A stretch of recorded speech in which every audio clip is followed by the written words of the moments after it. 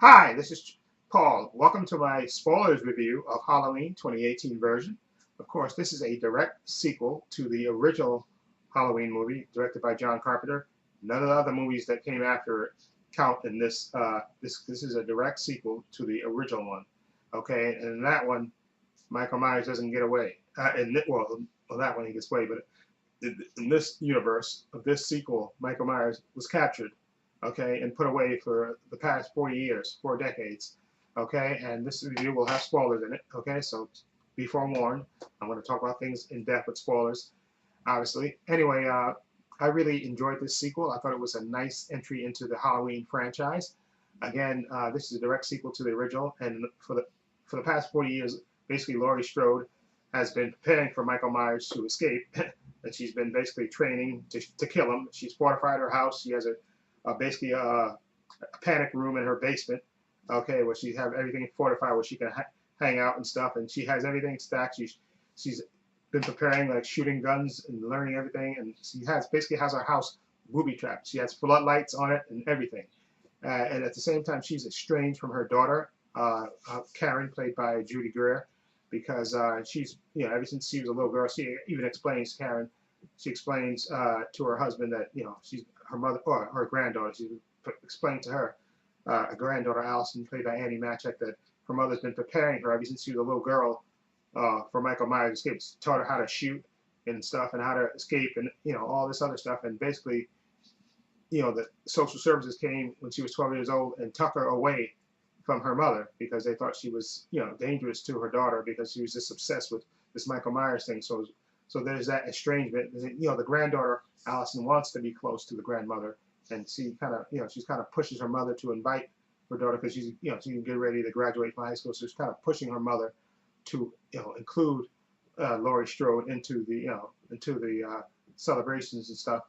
But of course, the mother's worried of that, and again, she has good reason because she is obsessed. She's totally preparing, and Jamie Lee Curtis is great.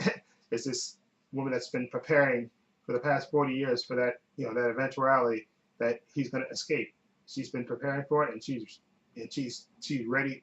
She's cock locked and ready. Anyway, you have this podcast group, these two Brits that actually go to the facility that Michael Myers has been staying at for the past 40 years, and they go to kind of interview him, and they meet the doctor that's been actually on his case for the past couple of years. His name is Dr. Saturn, and they agree to they show the space, and they you see that they tell he tells them, listen, you can't, there's no contact, and you can't go past a certain line and stuff, and everybody they're Michael Myers, they said Michael Myers hasn't spoken. He can speak, but he hasn't spoken, basically for the past 40 years he hasn't spoken or anything. And they confront him, these podcasters, and they actually show him the Halloween mask, of course, and he actually shows no physical reaction to it at all. All the other inmates go absolutely that's crazy, but he shows no emotion when he sees it. But of course, later, they're getting ready to transport him to another secure facility, and of course, the doctor, Dr. Satin, he's kind of really obsessed, of course, with Michael Myers and trying to understand why he does what he does. And he's kind of sad that Michael Myers is being transferred and going to be out of his care. And he insists upon going on the bus with them. And of course, they don't show it, but there's an accident with the bus. Okay, and I'm wondering if they probably cut that part out for time. Maybe they might have cut that part out for time. The actual bus crash, because when the bus crash does crash, and you see everybody, all the inmates walking off and stuff, you don't see Michael Myers anywhere around. And this father and son, happen upon this accident. And of course, the doctor insists that Michael Myers says, he's the one that started basically, the escape, and he made off. Okay, and of course he's coming back to town. And of course, in this movie, they don't warn the town of Haddonfield that Michael Myers has escaped. They haven't warned anybody, of course, the local cops, until after he's long gone. Okay, and like you see in the trailer, he basically is following this podcast couple, and they're at a gas station, and that's when he basically slaughters I think the garage guy that works in the garage. He takes his overalls, and you see the scene that you see in the trailer where he goes into the bathroom, and basically you see that he basically batted out the guy's teeth, and he drops it in her stall, and she tries to get away, and the guy faithfully, of course, tries to come in. He hears her screaming, and he runs in to try to save her, but Michael Myers just beats the living crap out of him, basically bashes him to death, and then he chokes the woman to death, and then he goes to their car and gets the infamous mask and puts it on, and then of course he's headed back to Haddonfield, okay, for that confrontation with Laurie Strode, and of course at the same time the granddaughter, she's with her boyfriend, and she's going to a Halloween party at the school, of course, and while she's temporarily steps away, she sees her boyfriend basically flirting and actually kissing another girl, and of course she runs off. She runs off, and she basically goes away with another friend. And at the same time, you see her other girlfriend is babysitting the kid that you see in the trailer. That she's trying to close the door on. Okay, she's at his house, waiting for her boyfriend to come back while she's babysitting this kid. And while her and her boyfriend are downstairs on the couch making out, the little kid runs downstairs, insisting that something is upstairs, that he saw somebody standing at his bed, at the door, just staring at him. And she goes up to see what it is, and of course that's when you see Michael Myers comes out. When she tries to close the closet, and then Michael Myers is there and basically attacks her, and the little kid runs away and runs downstairs, and the boyfriend hears the commotion, and then you see he makes a decision that he grabs a big knife, and you assume that he's going upstairs, but they cut that scene. But I'm assuming they probably cut it for time, because later you see the boy, the girl. Obviously, Michael Myers kills the girl, and then later you see when the cops come to the house, you see the boyfriend basically on the wall, pinned to the wall with a knife in his neck. That big knife, I guess, that he had. Michael Myers, I guess, just killed him, and I guess they cut that. So I'm interested in definitely seeing an uncut version. I guess I know there's going to be another version, because they cut some scenes. You can tell they cut scenes for time and stuff. I think the movie's like an hour 45 minutes, so they probably cut scenes for time, like him getting killed and Michael Myers, the bus crash. They cut those scenes, so you don't really see those scenes.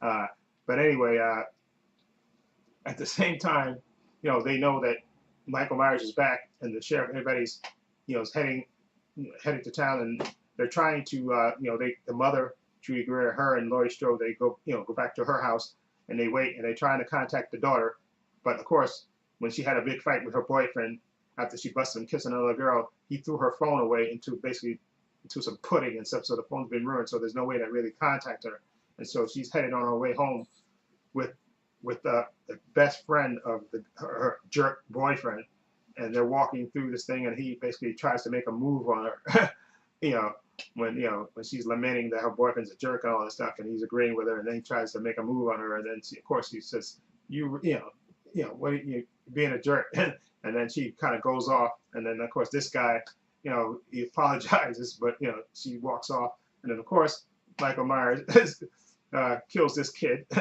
And then the girl hears she hears the commotion, and she goes back, and then of course she sees her friend dead, and she sees Michael Myers, and she's running to to flee away from him, and then she runs into the sheriff and the doctor who actually survived the bus crash. And this doctor, this is the character. This is what I wanted to talk about in my review that I did on my other channel without spoilers. When I talk about dumb characters, this doctor is beyond ridiculous, because he wants to understand Michael Myers, and they even say in this movie about how Dr. Loomis, basically he said Michael's just pure evil. Okay, we don't want to understand him. He should just be put down and killed. Okay, there's no understanding him. He's just pure evil.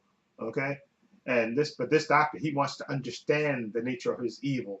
Okay, and he's riding with the sheriff, because the other sheriff insists that the guy rides with the doctor, because he's the foremost expert on Michael Myers. So reluctantly, the other sheriff is riding with him in the car, and he's talking to him in the car, saying that we should kill you shouldn't kill, don't kill Michael Myers. And the sheriff looks at him like an idiot and talking about, and apparently he was on the scene originally 40 years ago when Michael Myers first had his first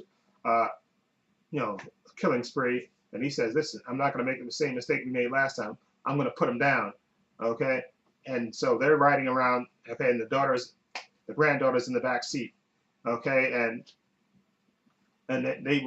they're passing through town, and they actually see Michael Myers walking, and the sheriff basically floors it and runs Michael over, and he gets out of the car.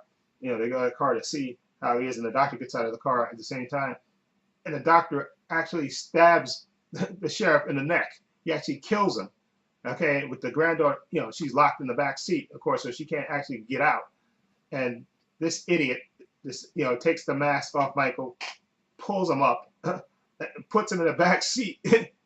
You know, unconscious Michael, put him in the back seat with the granddaughter and the mask, and basically he's driving around saying you got to understand you got to understand why he does what he does, and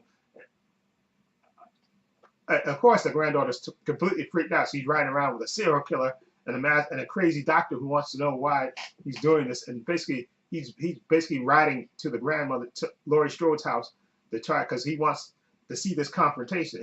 He's nuts. And of course the granddaughter saying, he's telling her that Michael Myers hasn't spoke for all these years, and she tells him, listen, he did speak when he was killing my friend. He did speak. Pull me over and let me out. I'll tell you what he says.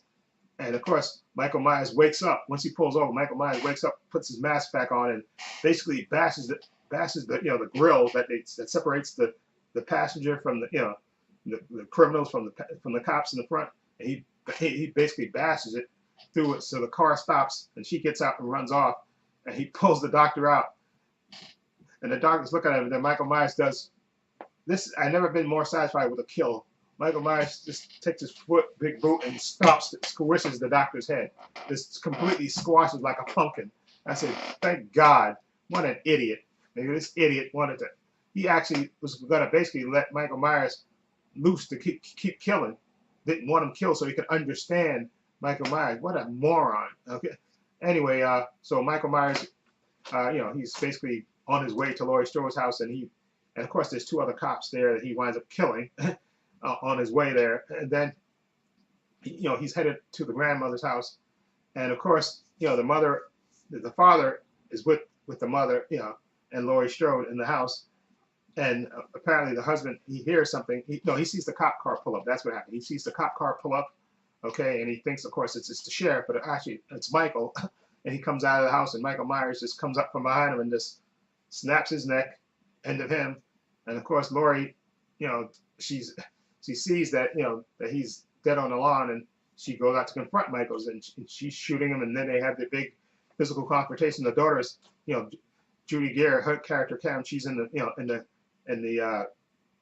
safe house in the basement, and she's hearing all this commotion going on up there, and you can tell, again, Laurie Strode has her house booby trapped, so while she winds up wounding Michael, and then she's chasing him around the house because he's in the house somewhere, and she's going from house to house, and then she goes from room to room. She hits a contraption, and it locks the room down, and she goes from place to place, and of course he winds up confronting her and pushes her out the window, and you think she lands off, and then with a thud, and then of course she's not moving.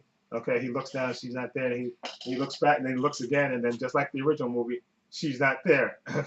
Okay, and he starts to come downstairs, and then the granddaughter makes her way to the house, and the daughter comes up the stairs, and she sees, and she grabs her daughter, and she goes downstairs and closes the door, and then you see Michael Myers. He knows that somebody's down there, and he's ripping, because there's I guess it's like a cabinet or whatever it is that moves, that guards the safe house, and he knows that somebody's down there, and he's banging on it to move it, and then he basically rips it off.